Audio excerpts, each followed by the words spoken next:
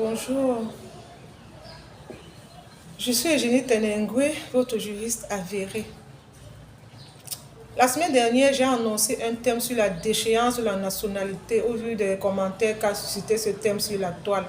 J'ai promis vous apporter ma modeste contribution quant à la compréhension de ce thème. Pour ce faire, je l'ai scindé en 3 parties. À la première partie, je vais vous parler de la nationalité elle-même, de la loi organique qui gouverne la nationalité. Là, je vais prendre 2 cas, 2 exemples. Je vais prendre le cas du Cameroun et le cas de la France à titre de droit comparé. Et je vais vous parler dans cette partie de l'acquisition de la nationalité proprement dite. Ces 3 points vont meubler la première partie de notre thème. À la deuxième partie, je vous parlerai de la perte de la nationalité. Cette partie, je vais l'aborder la semaine prochaine, s'il plaît à Dieu. Et pour finir, à la troisième partie, je vais aborder la déchéance de la nationalité elle-même. Pour commencer avec la première partie, c'est déjà quoi la nationalité? La nationalité désigne tout simplement un lien de rattachement d'un individu à un État, instituant tant de devoirs que des droits de cet individu par rapport à un État.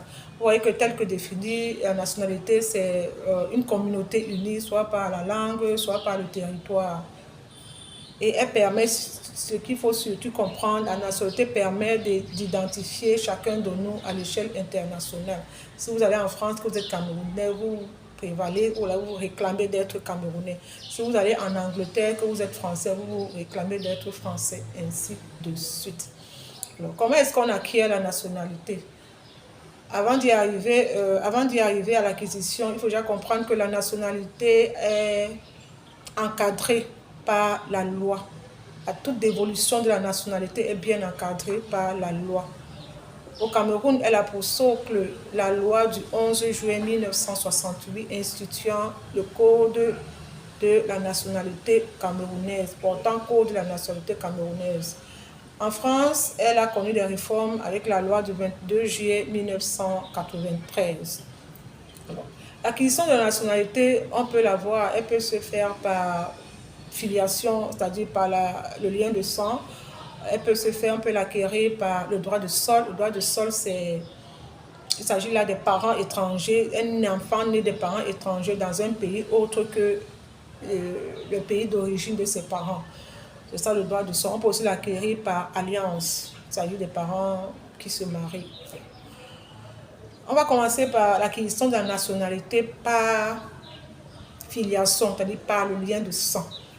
Au Cameroun, un Camerounais, tout enfant légitime, né des parents camerounais, et tout enfant naturel, à l'égard, lorsque les parents à l'égard desquels la filiation est établie, sont camerounais. En France, en ce qui concerne l'acquisition de la nationalité par le lien de sang, est français tout enfant né d'un des parents français. Vous voyez qu'en France, il suffit juste que l'un des parents soit français pour que l'enfant acquiert la nationalité française. Au Cameroun, il faut absolument que les 2 parents soient camerounais pour que l'enfant acquiert la nationalité camerounaise. C'est ça qu'il faut comprendre en ce qui concerne l'acquisition de la nationalité par le lien de sang ou alors par filiation. On va évoluer avec l'acquisition de la nationalité par le droit de sol.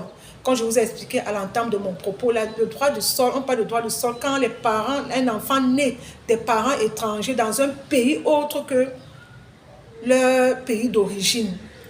Au Cameroun, tout enfant né des parents étrangers bénéficie automatiquement de la nationalité camerounaise. Du moment où cet enfant ne se prévaut pas d'une autre nationalité. Parce que, pour vous expliquer, le Cameroun n'admet pas, la loi camerounaise n'admet pas la double nationalité. Quand l'enfant est né au Cameroun, ipso facto, l'enfant est camerounais. Cet enfant est libre de renoncer à la nationalité camerounaise à la majorité.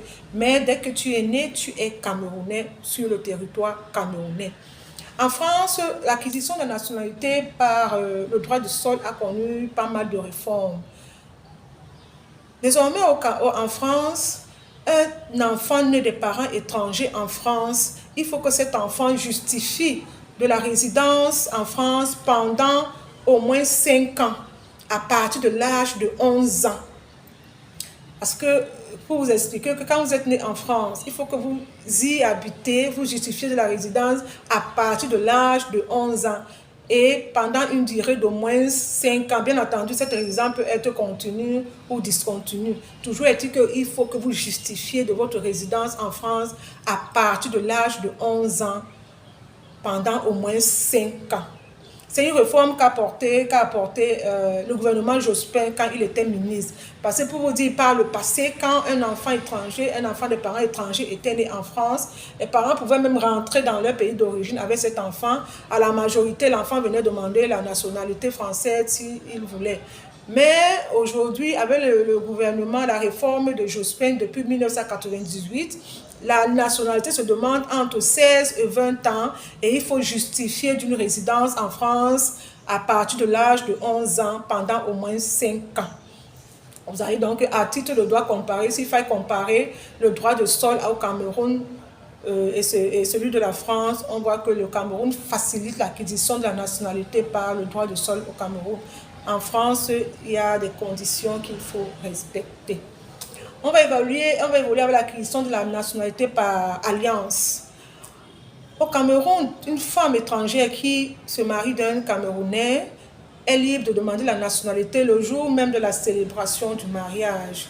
Elle peut demander la nationalité camerounaise. Par contre, si sa loi d'origine lui permet de garder sa nationalité d'origine, elle peut aussi, à la signature de l'acte de mariage, renoncer à la nationalité camerounaise. Comme je vous ai dit, la loi camerounaise n'admet pas la double nationalité.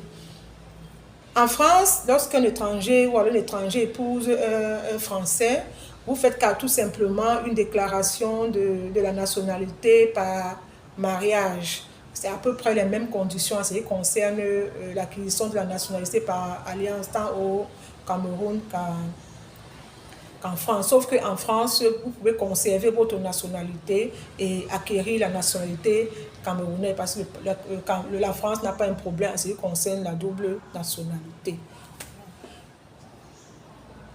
L'acquisition de la nationalité, comme je vous ai dit au début, est bien encadrée par la loi. Au Cameroun, elle est régie par l'ordonnance ou alors par la loi du 11 juin 1968. En France, elle a connu des réformes par la loi du 22 juin 1993 que voici.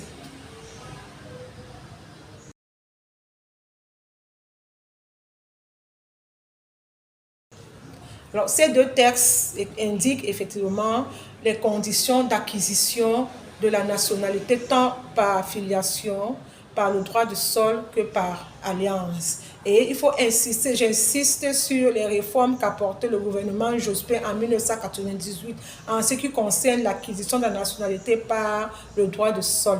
Désormais, il faut se justifier d'une résidence en France pendant au moins 5 ans à partir de l'âge de 11 ans. Voilà tout, mes amis, la petite contribution, ma modeste contribution que je voulais vous apporter en ce qui concerne l'acquisition de la nationalité en France comme au Cameroun à titre de droit comparé. J'espère vous avoir apporté la quintessence de ce thème. Je vais vous revenir la semaine prochaine pour aborder la deuxième partie du thème sur la perte de la nationalité. Si vous avez aimé ma page, merci de m'encourager en la partageant et en la likant. Et quant à moi, je reste votre modeste servante ou serviteur ou servitrice, comme vous voulez. Et je vous reviens dès la semaine prochaine pour aborder la deuxième partie du thème. Merci et agréable journée.